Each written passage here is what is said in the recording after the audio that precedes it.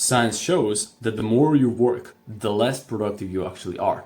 Not only that, but by forcing yourself to actually work less hours, you are going to unlock a whole new set of productivity superpowers. Science shows that actually the thing that's suppressing your productivity the most is the amount of hours that you're actually trying to be productive. My name is Ante, and on this channel, you will learn how to make way more money by becoming way more productive, proven by science. An entrepreneur tried building a startup.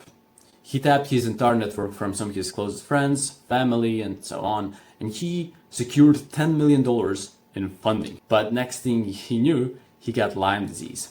And from that moment on, he had fever, he had chills, his brain and mental function completely broke down. He was somebody who used to work for 12 hours a day, and now, giving his all, literally maximum, everything his body and brain could deliver, he just succeeded to work for 3 hours a day.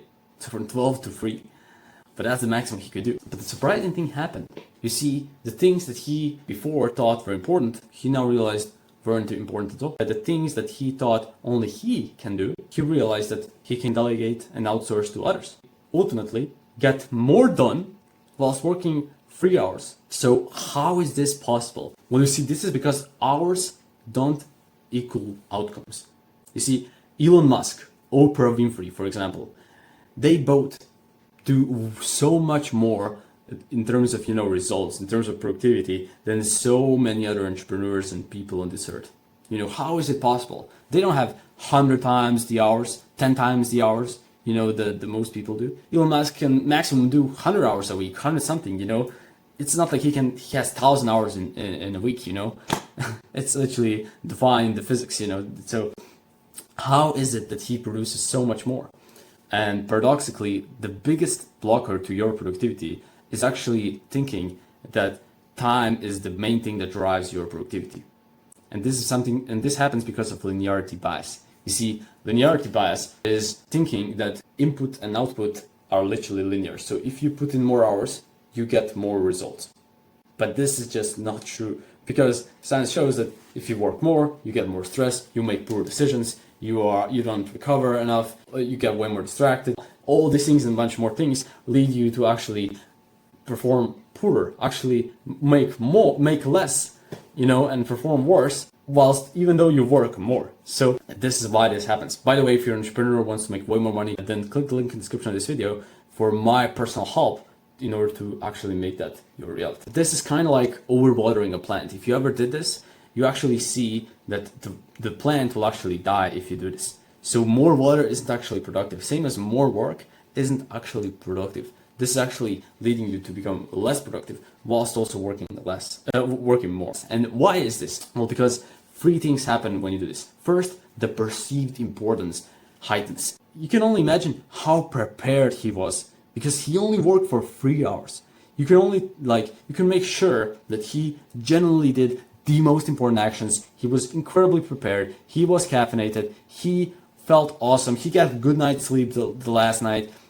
His diet was on point. And so it's a bunch of things. He outsourced everything that he doesn't need to do, and so on and so on. This is what I'm talking about when I say perceived importance, because you work for so less, and so every minute is so much more important, because you're not working 12 hours. You're working only 3 hours. So that's the first thing. Second is tuning, challenge, and skill balance. You see, in order to get into flow, which is a state in which you perform 400 to 500% better, and which time flies by like this, you want to make sure it's not too easy. The task that you're doing is not too easy, so you get bored. But you also want to make sure it's not too hard, so you actually, have anxiety and you don't get into flow. Again, you want to make sure that it's around like 4%, higher than what you are comfortable with doing, so make it 4% higher, so you actually get into flow.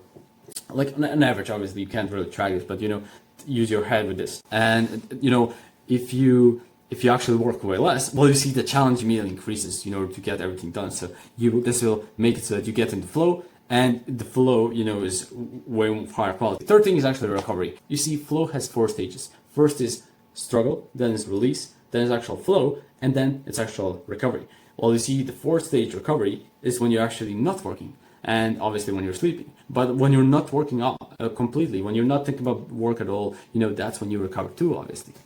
Well, if you work all day, you can only recover when you sleep.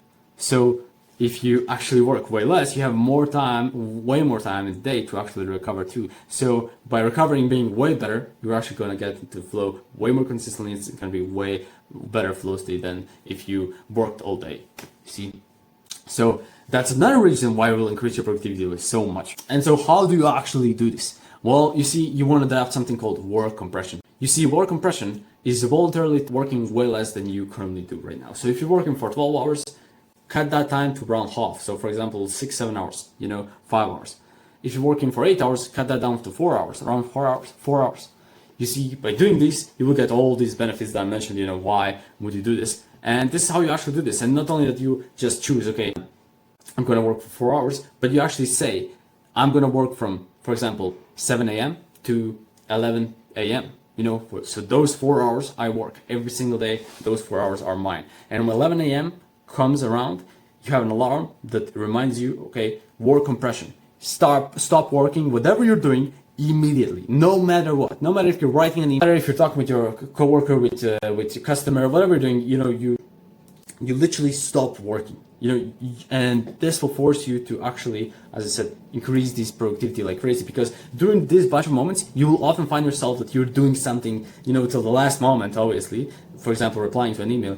And then, because of this, you will actually realize, well, why am I doing this? Like, this is such an ineffective way to do this, There's a way better way to reply to email. There's a way better way to do this, to do that, whatever it is. Well, you will only see these, solutions because you voluntarily took this challenge of literally work compression, of working way less than you are comfortable right now with, For you, it's actually now hard to work less, not to work more. I mean, obviously, maybe it isn't, but if you work for a bunch of hours, then it probably is, So that's literally it. You want to set exactly from which hour to which hours, 7 a.m. to 11 a.m., for example. You want to stick to it no matter what.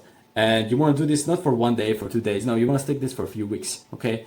And the first week is going to be the hardest, but make sure to actually stick with this, because if you just watch this video and not going to take action, that you might as well not watch the video. Knowledge is only powerful if you actually apply it.